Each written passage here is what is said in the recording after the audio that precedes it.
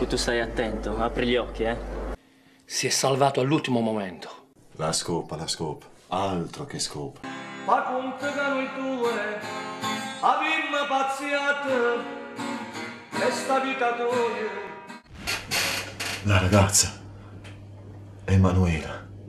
Ma dico io, come si fa a questa ammazzata da 4 sciamonette?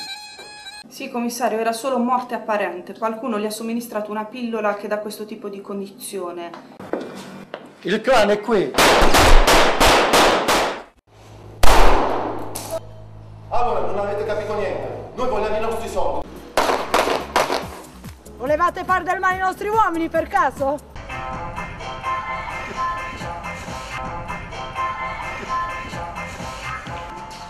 Guarda un po' quelli del clan, che ci fanno qui? E i cazzi tuoi quali sono? Te lo dico con le buone.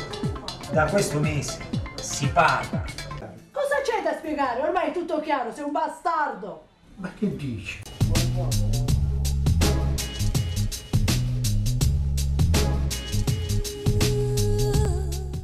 Ecco, questo è quando abbiamo pattuito.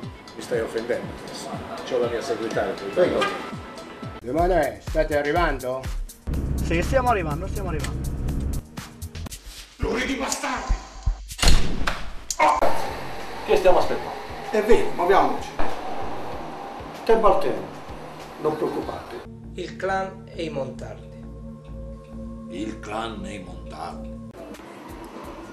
Luca, ma quando è che metterai la testa a posto? Se non ottengono quello che vogliono, useranno le maniere forti, capisci? E che sono scemo io? Così poi mi ammazzate. L'hai voluto tu, bastardo! Giuro di essere fedele. Hola, voglio bene? Bene. Che notizie ci porta?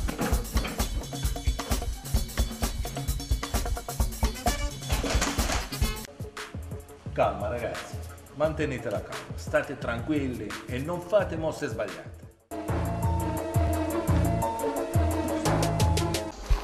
Ma che cosa stai a dire? E che Luca è vivo? Per chi stai lavorando adesso?